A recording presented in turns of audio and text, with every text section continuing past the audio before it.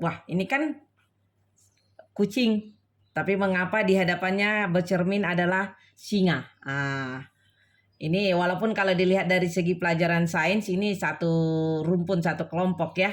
Sama-sama kelompok kucing. Ini kucing yang ukuran kecil, ini ukuran besar. Tetapi seringkali kita berhadapan seperti ini kehidupan kita teman-teman atau saudara-saudara sekalian di dalam Yesus.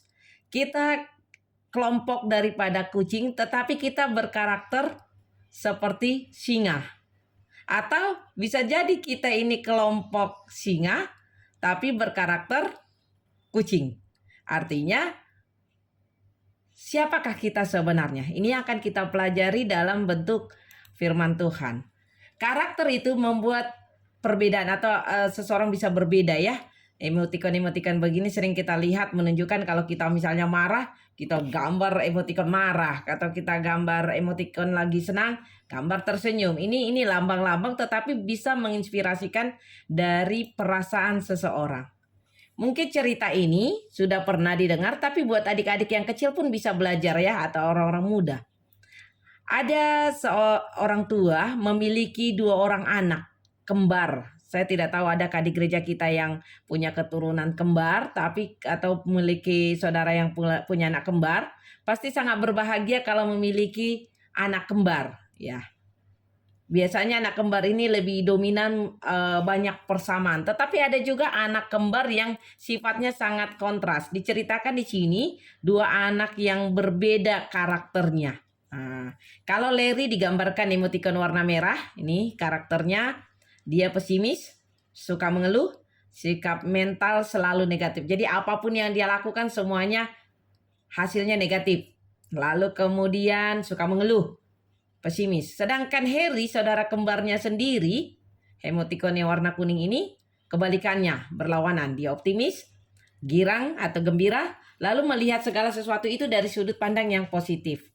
Inilah yang terdapat di anak kembar ini. Lalu ketika mereka berulang tahun, ayahnya atau papanya kasih acara ulang tahun dengan hadiah yang berbeda. Karena ayahnya melihat perbedaan karakter dari kedua putranya. Yang satu tadi si Larry yang emotikon merah ini, ayahnya memberikan sebuah sepeda baru. Nih, bahkan mobil-mobilan yang bagus, baju baru, segala sesuatunya apa? Yang punya harga mahal, bagus, elit lah kesannya untuk usia anak-anak remaja seperti Larry ini ya. Tetapi kebalikannya berbeda dengan si Harry ini. Si Harry mendapatkan apa? Setumpuk kotoran kuda di belakang rumahnya. Coba kalau misalnya seandainya kalau kayak kita ya, anak-anak mungkin yang remaja-remaja seperti Vino, seperti yang remaja lah kayak Andreas, kalau dapat hadiah lalu diberikan hadiah yang kira-kira tidak layak, mungkin apa yang dilakukan? Wah, kalau nggak nangis, marah, mencak-mencak, mungkin kadang-kadang tidak bisa kontrol kata-kata, bilang, papa mama ini jahat, papa mama tidak tahu kasih hadiah yang apa, yang baik. Inilah yang didapatkan si Harry. Bisa kebayang setumpuk kotoran, sedangkan saudara kembarnya mendapatkan hadiah yang luar biasa. Tetapi apa yang kita dapatkan dari sifat kedua anak ini? Yang pertama si Larry bilang begini, si papa ngasih sepedanya tapi mesinnya ndak seperti sepeda motor. Aku capek menggoesnya. Lalu kalau misalnya sepeda ini ketabrak dengan mobil atau ketabrak dengan sepeda motor, rusak deh, ringsek dah. Warnanya putih lagi. Nanti kalau misalnya warna putih ini kan sering cepat kotor, kalau kena lumpur. Inilah apanya? Keluhan si Larry. Lalu apa keluhan dari si Harry? Terbalik, berbeda. Harry cari-cari ke belakang rumahnya. Kok ada ya setumpuk kotoran kuda di rumah? Pasti kalau ada kotoran kudanya, pasti ada dong hewannya. Nggak mungkin papa akan membeli hanya setumpuk kotoran dibawa ke rumah kalau tidak ikut kudanya. Dia periksa semuanya di rumahnya. Dia periksa ke garasi, ke gudang, semuanya. Dengan apa? Sukacita. Tiba-tiba ayahnya dengan heran bertanya, Harry, apa yang kamu sedang cari? Apa? Katanya. Si Harry dengan tersenyum berkata, Papa, Papa kan kasih hadiah sama aku kan kotoran kuda. Pasti aku tahu papa kasih, pasti ada kudanya, papa sembunyiin di mana itu gitu. Tetapi apa? Ayahnya juga semakin heran dan dia berpikir, waduh, apa yang saya dapatkan dari pelajaran kedua anakku? Inilah pelajaran yang papanya dapatkan dari kedua anak kembarnya. Yang pertama, dia melihat kedua anaknya ini tumbuh, lahir, hidup, dipelihara, dirawat di lingkungan yang sama, tetapi menghasilkan mental yang berbeda. Yang satu optimis, yang satu pesimis. Lalu pelajaran yang kedua yang didapatkan ayahnya adalah bahwa apapun materi yang diberikan kepada kedua anaknya ini, itu tidak membuat apa? Patokan bahagia jika sikap mentalnya itu apa? Tidak menerima sesuatu itu dengan sukacita. Jadi hadiah terbaik yang diberikan kepada Larry tadi ada sepeda, ada mobil, ada mobil-mobilan, ada baju, itu nggak berarti bagi dia. Tetapi Harry hanya kotoran kuda, dia merasa bahagia karena dia tahu di balik daripada kotoran kuda itu ada kuda atau hewan peliharaan yang apa? Yang sangat dia sukai. Lalu kemudian pelajaran yang ketiga yang didapatkan ayahnya dari kedua anaknya ini adalah sikap mental itu lebih penting daripada kenyataan. Jadi attitude is more important than facts ya. Jadi sikap mental itu lebih penting. Jadi khususnya ini bagi orang-orang muda yang menuju menentukan masa depan. Yang anak-anak SMA, kekuliahan, disinilah yang sangat-sangat penting menentukan sikap mental kita itu bagaimana di dunia nyata. Karena kadang-kadang kalau orang-orang muda, apalagi yang masih sekolah TK, SD, SMP menganggap segala sesuatu ada disediakan mama papa. Ma mau beli buku, dibeliin. Ma baju sekolah, dibeliin. Ma, pa, ini ada disediain demi kebutuhan anak. Tetapi ketika anak itu sudah duduk di bangku kuliah, bahkan sudah bekerja, ini yang harus apa? Kelihatan. Sikap mental kita itu bagaimana di dunia nyata itu, kenyataan ya. Kalau nilai dari suatu benda itu, makna dari satu fakta ditentukan oleh sikap mental kita. Jadi bagaimana orang-orang muda khususnya, orang-orang tua dan anak-anak ketika kita mendapatkan sesuatu hadiah atau mendapatkan sesuatu dalam kehidupan, bagaimana mental kita menentukan? Sama seperti dari pelajaran sekolah sahabat. Kalau kita berdoa, maunya doa kita langsung dijawab, kita akan bilang thanks God ya. Tapi ketika kita menghadapi masalah, menghadapi duka cita, menghadapi istilahnya ya ada bangkrut atau ada lagi kekurangan duit, bagaimana kita menentukan mental kita? Apakah kita katakan juga thanks God for everything? Ya enggak juga ya, belum tentu. Bahkan ada kadang menyatakan Tuhan ini enggak adil. Kalau si A banyak berkatnya, si B tidak. Disinilah Pak yang sangat penting bagi kita umat-umat Tuhan, bahwa sikap mental itu lebih penting kita tentukan, khususnya apalagi di akhir zaman sekarang ini ya. Dikatakan sekalipun keadaan lingkungan kita buruk, tapi jika mental kita positif, kita akan berbahagia. Jadi segala sesuatunya di mindset kita ini, di pikiran kita. Kalau kita berpikir hal-hal yang positif, semuanya kita akan bisa membawanya dalam hal kehidupan kita ini penuh dengan kebahagiaan. Dikatakan walaupun kita tinggal di Taman Eden, di tempat si Adam awal mulanya diciptakan oleh Allah, ditempatkan di sana. Tapi kalau mental kita buruk, kita selalu taunya bersungut-sungut, ya semuanya serasa di neraka ya. Jadi dalam hidup ini ada dua pilihan selalu sahabat-sahabatku, saudara-saudara sekalian. Yaitu kita mau menjadi pribadi yang optimis atau pesimis seperti kedua anak kembar tersebut. Ada kalimat yang mengatakan seperti ini sangat penting bagi kita.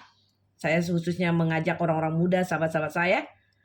Karakter atau attitude ini adalah sikap, tingkah laku atau perilaku seseorang dalam berinteraksi ataupun berkomunikasi dengan sesama manusia. Inilah artinya. Lalu karakter ini mengalahkan dari apa? Hard skill, artinya kerja keras. Jadi kalau orang yang punya skill, misalnya skillnya dia bisa bermain musik, dia bisa menyanyi, dia bisa melakukan sesuatu, misalnya hebat di IT. Tapi kalau karakternya kurang baik, biasanya dia ditempatkan di mana saja pun jadi apa? Jadi bermasalah. Tetapi biasanya orang-orang yang berkepribadian mudah beradaptasi, terbuka, rendah hati, atau mudah bersosial, lalu kemudian murah, istilahnya memahami orang lain, ini sangat apa? sangat diterima, direspon di lingkungan apa? Masyarakat, di tempat kerja, di gereja, dimanapun saja. Jadi karakter ini sangat menentukan kehidupan kita di dalam kehidupan nyata ini. Sama seperti ada sebuah perusahaan sepatu, mungkin yang sudah pernah atau pernah kerja di dunia pabrik atau perusahaan atau bagian istilahnya marketing ya. Di marketing inilah kunci daripada salah satu keberhasilan untuk penjualan ya, sama seperti perusahaan ini. Jadi dia mengirimkan ada seorang salesman ini ke Afrika. Di Afrika sana ada mereka dirikan sebuah perusahaan sepatu, lalu mereka berusaha untuk menjualnya. Dikirimkanlah ada seorang salesman ini, tetapi apa yang dilakukan si salesman ini jawabannya? Dia lihatlah ini orang-orang Afrika ini. Ini ya orang-orang Afrika kan biasanya berkulit lebih hitam dari kita. Lalu rupanya di sana banyak yang tidak menggunakan sepatu atau sandal ya. Atau istilah orang Batak bilang selop atau apapun itu namanya, sandal, sepatu. Mereka ini bertelanjang kaki. Lalu orang itu, si salesman itu katakan apa? Tolong kirim tiket saya pulang. Saya nggak mau di sini. Nggak ada orang yang akan beli apa? Sepatu. Semuanya nggak pakai sepatu. Mayoritas penduduk di sini tidak suka pakai sepatu. Mereka lebih suka apa? Telanjang kaki. Dia ngeluh kepada perusahaan yang mengirim dia. Akhirnya keluarlah sikap mental negatifnya. Dia katakan semuanya bahwa jumlah pemakai sepatu di sini sedikit. Nggak akan laku jualan. Nggak berhasil. Orang di sini masih kolot, nggak tahu pakai sendal, apalagi sepatu. Nah, inilah yang disampaikannya hasil daripada tugasnya. Lalu perusahaan itu nggak puas dengan si salesman yang pertama tadi tuh, ya udah diganti aja. Dia rekrut kembali, dia kirim sales yang kedua. Kebalikannya yang terjadi apa? Oh, dia bilang, wah, di sini banyak yang masih tidak pakai sepatu atau sandal, berarti ini peluang dong. Kita bisa jual sepatu di sini supaya mereka apa? Tahu pakai sepatu, supaya tahu mereka pakai sandal. Berarti di sini besar potensi pasar tingginya. Pasti di sini apa? Potensi kita mendapatkan keuntungan besar. Coba kirim-kirim sepatu ke sini. Mungkin tahapnya kali yang dilakukan bagaimana, mungkin prosesnya harga sepatu yang dikirim, harga-harga yang sedang murah-murah dulu atau sedang. Karena namanya di suatu daerah yang belum mengenal suatu benda, kalau langsung dikasih yang harga tinggi dan high class atau yang kuat model sepatunya mungkin belum mereka mengerti. Tetapi intinya adalah dia melihat, si salesman yang kedua ini melihat bahwa peluang itu apa? Sangat besar di sana. Sikap apa yang dikeluarkannya? Sikap mental positif. Bahwa orang di desa itu tidak pakai alas kaki, hanya orang kota yang pakai sandal. Dia ingin supaya semua baik yang di kota dengan di desa pakai sandal. Inilah sikap mental si salesman yang kedua. Jadi ada dua sosok yang berbeda, sama tadi seperti Larry dan Harry. Memiliki dua pandangan yang berbeda. Akhirnya kedua salesman itu menyaksikan fakta yang sama, sama-sama terjun ke satu daerah yang sama, datang dari perusahaan yang sama, tetapi mereka memiliki kesimpulan yang berbeda, bahkan bertentangan. Yang satu berpikir saya dapat, yang satu lagi mengatakan I can do it. Aku nggak bisa, I cannot do it. Ya nggak bisa di sini jualannya, nggak laku, nggak laris katanya. Ternyata mereka datang dari tempat yang sama, perusahaan yang menyuruh pun sama, tetapi memiliki hasil yang berbeda. Seringkali kita ini seperti itu terjadi. Kadang-kadang dengan perkataan kita ini kita menjadi apa? Batu sandungan bagi orang lain. Cara merespon kita bisa menjadi batu sandungan bagi orang lain. Seperti firman Tuhan katakan dalam 1 Timotius 4 ayat 12. Jangan seorang pun menganggap engkau rendah karena engkau muda. Jadilah teladan bagi orang-orang percaya dalam perkataanmu, dalam tingkah lakumu, dalam kasihmu, dalam kesetiaanmu, dan dalam kesucianmu. Khususnya ini orang-orang muda. Kalau kita punya talenta, kita punya bakat atau apa, jangan kita merasa, aduh masih saya orang muda nggak tahu. Ternyata dia jago mungkin di musik, jago di IT, jago di bercerita atau berkhotbah, jago di dalam pelayanan. Jangan pernah kita merasa rendah diri. Tetapi kita kembangkan, kita menjadi seseorang yang apa? Yang dapat diteladani dalam tingkah laku kita. Bukan kebalikannya, kita menjadi batu sandungan bagi orang yang seharusnya orang lain bisa move on, yang seharusnya orang lain bisa bangkit, down gara-gara apa? Gara-gara perkataan kita yang mengganggu sehingga orang lain apa? Merasa aduh aku nggak mungkin, nggak layak, seperti itu. Lalu ada seorang dokter Carl Maniger mengatakan sikap itu lebih penting daripada fakta ya. Attitudes are more important than facts ya. Jadi sikap lebih penting daripada fakta. Jadi karakter kita ini sangat-sangat penting sekali di dunia nyata ini. Jadi apapun yang kita lakukan di dalam kehidupan kita, karakter yang menjadi apa? Tolak ukurnya. Kita seperti apa? Dikatakan banyak orang pintar di dunia ini. Tapi apa? Mentalnya kalau tidak positif, ya dia biasa-biasa saja pencapaiannya. Tapi ada banyak juga orang yang sederhana, nggak terlalu smart ya, nggak terlalu pintar. Tapi karena dia punya suatu tekad tinggi, mentalnya selalu berpositif, selalu menyatakan I can do, saya bisa, saya bisa, saya mampu, sehingga dia mencapai pencapaian yang luar biasa. Makanya kadang-kadang ada banyak kita baca buku cerita-cerita orang yang berasal dari kampung, yang mungkin kedua orang tuanya petani atau pembuat batu bata atau apapun pekerjaan orang tua. Ketika anak-anaknya punya semangat tinggi, mentalnya positif, maju, dan akhirnya apa? Kita lihat dia menjadi pengusaha sukses, orang-orang yang sukses. Karena apa? Di sini kata kuncinya, mental tersebut. Sehingga pencapaiannya luar biasa. Lalu kita kaitkan ke dalam cerita Alkitab. Firman Tuhan mengajarkan bagi kita, dari tadi yang contoh-contoh itu, di Alkitab itu ternyata ada cerita yang sama. Pergi dari satu bangsa yang sama, pergi ke suatu tempat yang sama, tapi hasil jawabannya berbeda, yang dapat menentukan kehidupan suatu bangsa yang besar. Di dalam Bilangan pasal 13 dan 14 kita belajar dari kitab Bilangan, di mana kita sudah tahu pada zaman bangsa Israel Tuhan